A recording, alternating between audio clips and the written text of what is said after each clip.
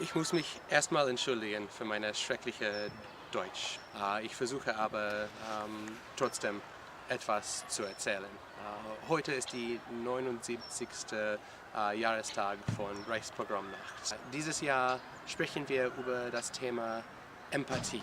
Und wir sprechen immer über die Sicherheit von Judentum in Deutschland. Das ist immer ein großes Thema. Und es gibt einen Spruch, die viele Deutsche nehmen sehr ernst, von der jüdischen Journalistin Amber Rose. Und sie sagt, solange dass die deutsche Regierung dem Antisemitismus mit Null Toleranz begegnet, fühle ich mich nicht nur wohl, aber glücklich, als Jüdin in Deutschland zu leben. Ich finde das eine sehr nette Zitat, aber es stimmt, mindestens mir, es stimmt nicht. Der Schicksal der Juden ist nicht mit öffentlicher Ordnungen verbunden. Wir können keine Parteien vertrauen, weder links noch rechts. Unser Schicksal ist nicht mit Regierungen verbunden, sondern der Schicksal der Juden ist mit der unterdrückt. Vor 100 Jahren, meine Verwandten, meine Vorfahren, wir waren erstmal Deutsche, erstmal Österreicher, erstmal Polen, erstmal Russen, erstmal Türken und an zweiter Linie Juden. Aber das war vor 100 Jahren und wir wissen, was danach, Kristallnacht unter anderem, passiert hat. Ich stehe heute in die alte jüdische Friedhof von Unkel in Rheinland-Pfalz. 80 Jahre vor war es ein echtes Friedhof. Heute ist es nur ein Gedenkmal.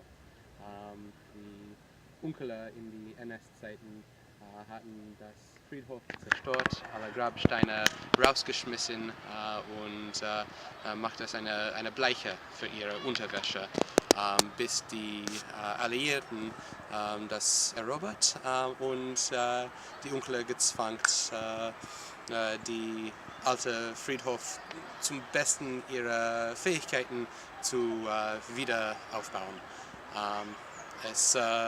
Man weiß nicht genau, wo die Grabsteine gehen sollen, die sind nur so in einen schönen Ort zurückgetan. Aber ja, hier ist kein echtes gesegneter Boden, es ist nur ein Gedenkmal. Die gleiche kann man sagen für die alte Synagoge, die jetzt ein Parkplatz ist, nur ein paar Straßen weiter. In den letzten Jahren haben mehrere von meinen jüdischen Verwandten mir erzählt, dass sie mehr amerikanisch fühlten als jüdisch. Manche davon, nicht viele, muss ich sagen, aber manche haben tatsächlich Donald Trump unterstützt. Die haben endlich wie Weiße gefühlt. In dem Jahr, seit Donald Trump gewählt wurde, gibt es mehr pogrommäßige Märsche durch amerikanische Städte, Charlottesville unter anderem. In dieser Märsche gibt es Rechtsextremisten, Demonstranten mit halbautomatische Waffen in einer Hand und in die andere so Plakaten, die sagt Sachen wie Blut und Boden oder ja, die Juden würden uns nicht ersetzen. Und es gab so starke Rufe von diesen Rechtsextremisten, die Synagoge in Charlottesville niederzubrennen in dieser großen Protest. Und das jüdische Gemeinde hat es so ernst genommen, die haben ihre Torah raus von ihrer Synagoge gebracht und in Sicherheit gebracht. Wir müssen uns immer erinnern, dass diese Sache nicht mit den Juden anfing. Es hat mit den schwarzen Leuten, mit Lateinamerikanern, mit Muslimen, mit Flüchtlingen angefangen. Faschismus wächst nicht nur in Amerika. In Österreich, in Polen, in Ungarn, in die Europäische Union. in Großbritannien und Russland, in Israel und in Türkei und in die ganzen Mittleren Osten Rechtsextremismus wächst.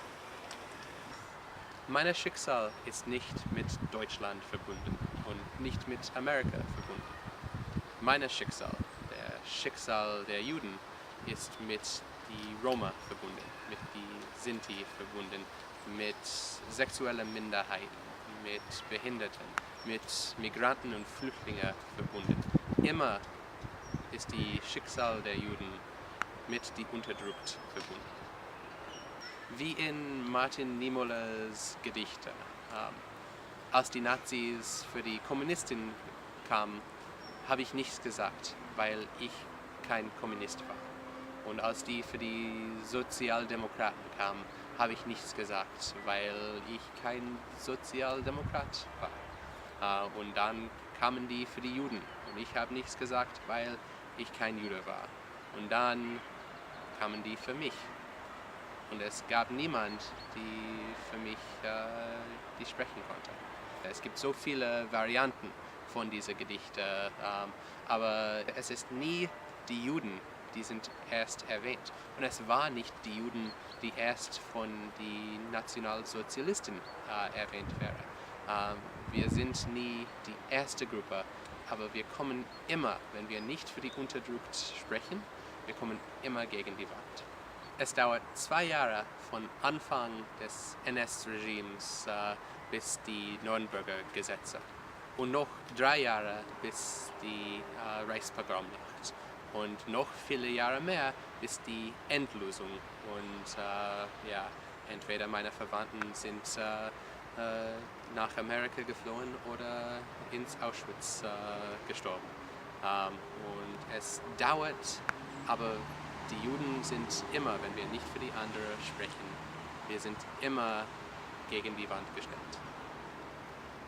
Letztes Jahr bei dieser Veranstaltung habe ich erzählt, dass ich mit meiner Familie in Unkel, in dieser Stadt, wohlfühle.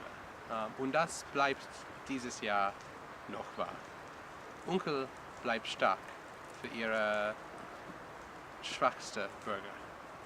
Unkel ist für die Unterdrückten so stark, dass eine ältere Dame aus Meckenheim, 20 Kilometer entfernt von Unkel, die nach Amerika geflohen ist, direkt nach Kristallnacht, ihre ganze jüdische Familie, spendet jetzt Tausenden von Dollars an Unkels Willkommenskulturprogramm.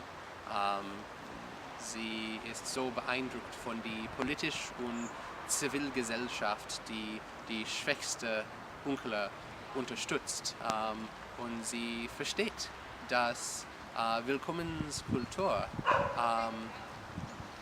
unterstützt, was Deutschland hat verloren in die Zeit, dass sie muss nach Amerika fliehen. Es ist so wichtig, dass diese Frau, die aus Deutschland geflohen ist, gibt jetzt zurück in Deutschland Tausenden von Dollars Willkommenskultur und Empathie zu unterstützen. Aber in Deutschland wächst etwas Böses. Die Rechtsextremisten sind jetzt die drittgrößte Partei in die deutsche Bundestag. Und ihre populistische, extremistische Rhetorik ist jetzt so ernst genommen und angenommen von den verantwortlichen älteren Parteien, die wollen beweisen, dass die deutsche Werte unterstützen und verteidigen würden, dass die nach rechts immer laufen und die, diese populistische Sachen geht nicht nur in diese eine Partei, aber es geht jetzt durch die konventionellen Parteien. Und so würde ich hier ein bisschen über deutsche Werte sagen. Es gibt sehr wenige Werte, die Deutschland unterscheidet von den Rest der Welt. Viele Länder nennen sich christlich. Polen nennt sich christlich. Russland, Amerika, so viele Länder, die so viele Interpretationen haben, von was das bedeutet. Eine christliche Nation ist nichts Besonderes, wenn die amerikanische Christentum und die polnische Christentum so gegen die Werte von dem deutschen Christentum sind. Es ist bedeutungslos, wenn man sich christlich nennt als Land. Deutschland hat Goethe und hat Kant, aber alle Länder haben Literatur. Deutschland hat Bach und Beethoven und viele Musiker, tolle Musiker. Aber alle Länder haben Musik. Deutschland hat Siemens und BMW und VW und Bayer, aber viele Länder haben große Industrien. Diese Sachen machen Deutschland nicht besonders. So, die einzige Wert, das Deutschland besonders macht, ist Empathie. Nach die 68er und Aufarbeitung und die ganze Nach-Holocaust-Geschichte hat Deutschland so viel Arbeit in Empathie gemacht, es so viel entwickelt, dass in die deutsche Grundgesetz Empathie ist so reingeschrieben als die erste Ding, dass Menschenwürde so ein Teil von deutscher Gesellschaft und deutscher Wert ist. Das ist hochgradig besonders. Also ich bin in 28 Ländern gewohnt und gearbeitet und ich habe das nie vorher gesehen, dass ein Land so ernst Empathie und Menschenwürde nimmt. Es ist besonders. Das ist das Wert, das Deutschland besonders macht. Amerika war nie ein empathisches Land. Tolerant für eine gute Weile, ja, aber empathisch können wir nicht sagen.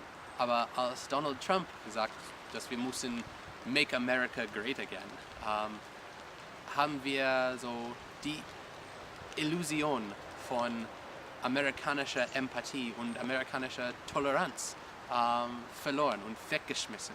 Und wir sehen eine schreckliche Geschichte und so schreckliche Gesellschaft, das ohne Empathie entwickelt.